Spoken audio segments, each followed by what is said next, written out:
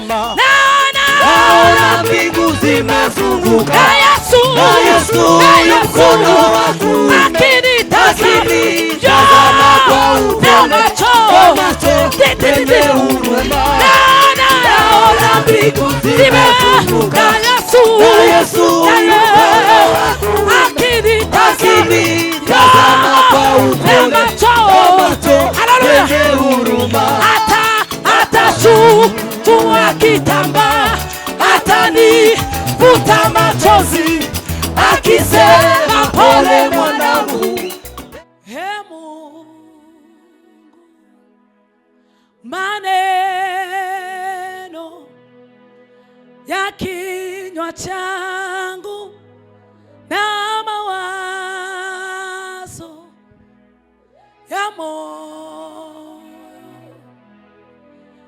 Mungu, unichunguze, ujue moyo wangu.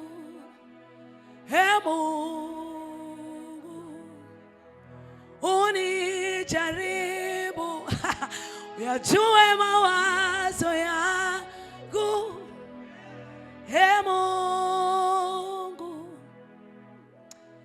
Mungu,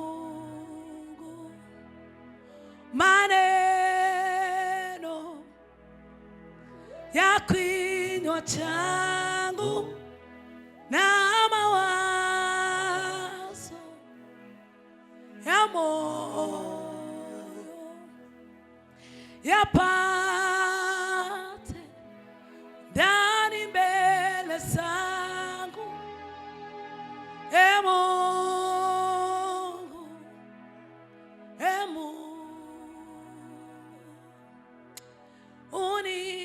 Unichunguze, uyajue mawazo yangu. Mungu,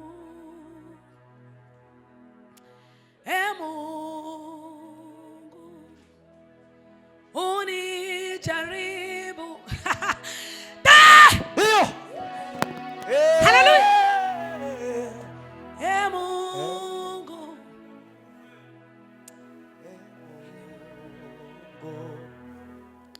umefanya ili, umefanya lile, umenipa jina, bado nina kuamini.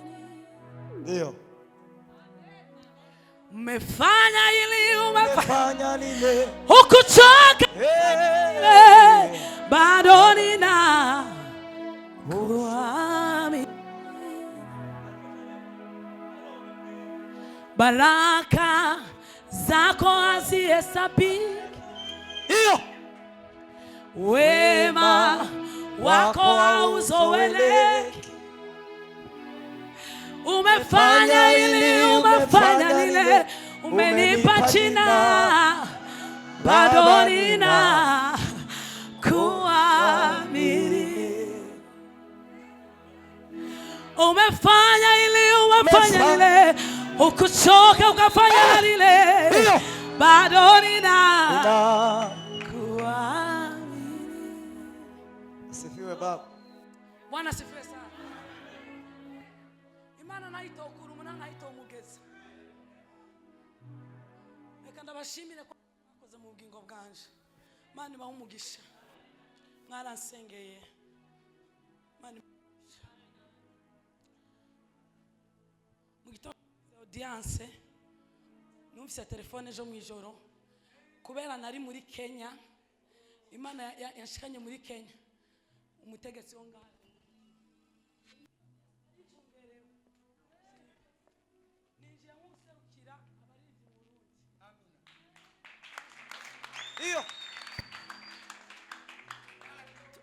tuze tuvuge iby'Imana yakoze, tuze tuvuge naho byahereye. Ni kubera amasengesho ya maombi yenu, maombi ya imani, maombi Mungu anajibu. Kuitwa kwa Samueli mwana wa Elkana kulitokana na mama yake Hana. Maombi ya imani,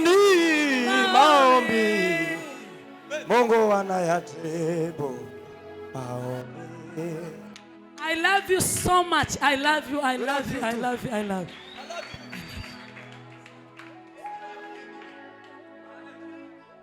Yambere y'umutaka kubitasi bimiga Zaye aramamagaye Ingira konzagerayo Shamo sebeni Iyo. Zaye hallelujah Agaye. Ingira konzagerayo Ineza ya mamagaye Ingira konzagerayo Yambere y'umutaka kubitasi bimiga Ineza ye yaramamagaye Imbwira konzagerayo Ineza ye yaramamagaye Imbwira konzagerayo Yambere y'umutaka Wambere y'umutaka Yego kubitasi bimiga Ineza ye yaramamagaye Yego imbwira konzagerayo Kamera mashimana Ineza ye yaramamagaye Imbwira konzagerayo Yambere y'umutaka Yego akamuha masibimiga Ineza ye yaramamagaye Imbwira konzagerayo Ineza ye yaramamagaye yaramamagaye Mbwira konzagerayo Yambere y'umutaka Wambere y'umutaka ihuma amaso masibimiga Ineza ye yarampamagaye imbwira konzagerayo Yambere y'umutaka ihuma amaso masibimiga Ineza ye yarampamagaye oya Mbwira Turimenya. konzagerayo Yambere y'umutaka Wambere y'umutaka Yego aho umama sibimiga Ineza ye yarampamagaye imbwira Mbwira konzagerayo Yambere y'umutaka Yambere y'umutaka Yego masibimiga Ineza ye Yesaya 1, 2, go today Ineza ye yaramamagaye imbwira Ineza ye Yesaya amagaye imbwira Ineza ye yaramamagaye Yesaya amagaye Mbwira konzagerayo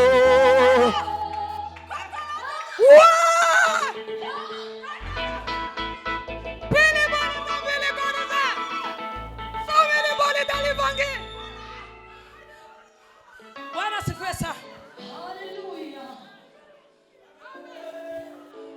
Bwana asifiwe sana. Asifiwe baba. Jewe Bwana asifiwe.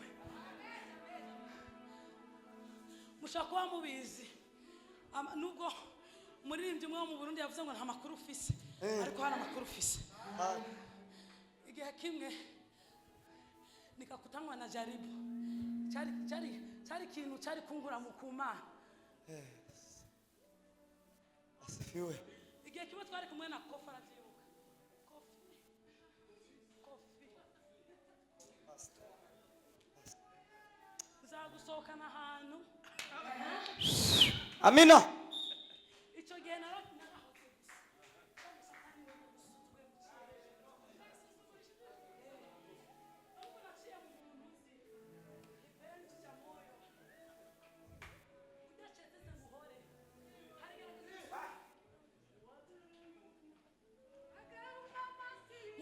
mubonye ijari burije muze muceceke gusa usenge wiherere.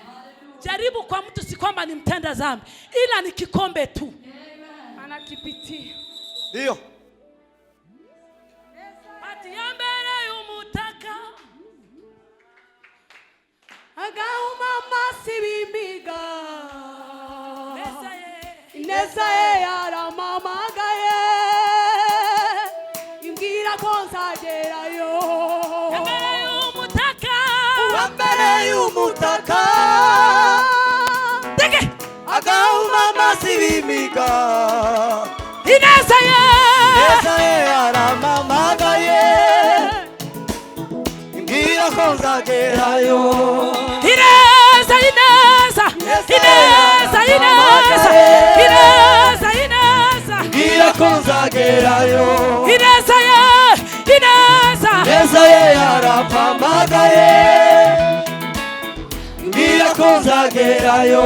ineza ineza Neza ye yaramamagaye ya ya imbwira ko ya nzagerayo.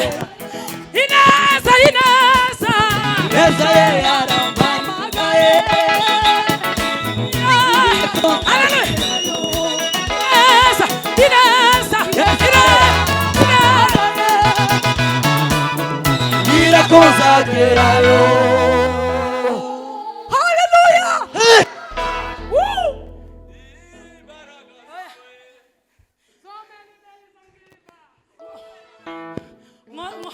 Mwotira umwanya muto Imana tugakora ikintu.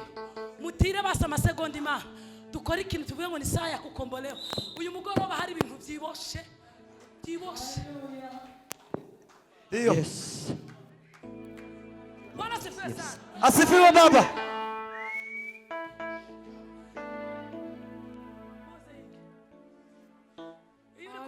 Ili kugwana na Satani wandikiye amenya hongora 2 gasigara na 13 cyangwa 12 biravana. Jewe mvuye mu biro natuje umuntu sindi pasiteri ariko kubera indirimbo naririmbiye mu biro akiza abasirikare 2 nabo nzobatwara mumbwire pasiteri ndabo kubera indirimbo gusa nta jambo navuze.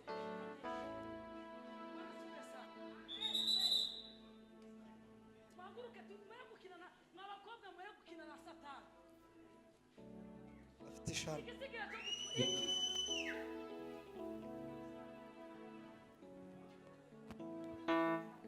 Yes. bamwe bari umva turi mu rusengero tuvuga ngo ineza yaraduhamagaye uri kuri telefone kuri WhatsApp Ibibazo.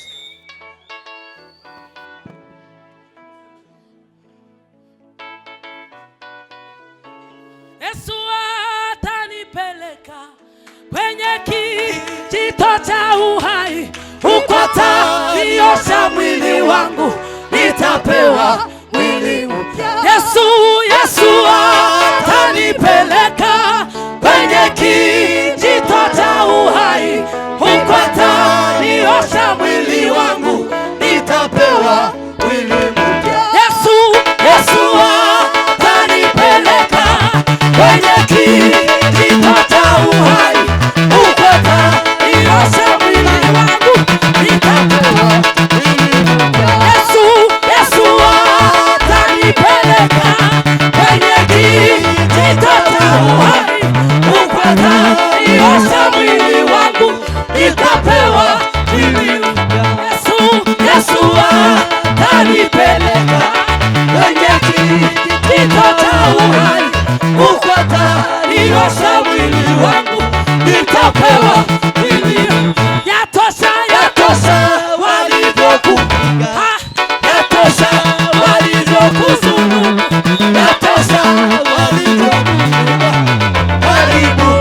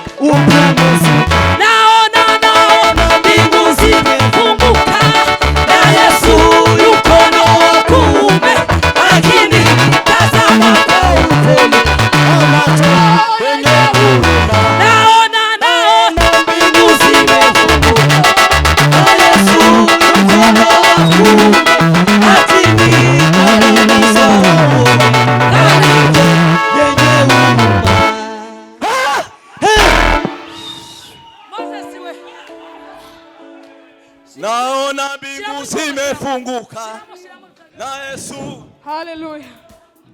Haleluya.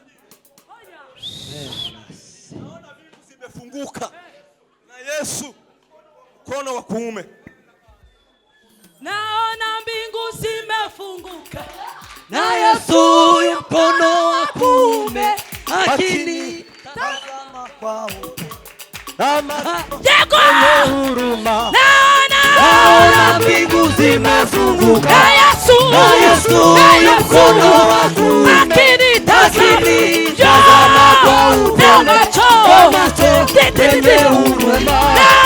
Naona mbingu zimefunguka na Yesu mkono wa kuume akinitazama kwa upendo na macho yenye huruma. Atashutua kitambaa, atanifuta machozi, akisema pole mwanangu, Yesu kumbatia. Atachukua kitambaa, atanifuta machozi, akisema pole mwanangu, Yesu kumbatia. Yatosha, yatosha, yatosha, yatosha walivyokuzuru, yatosha,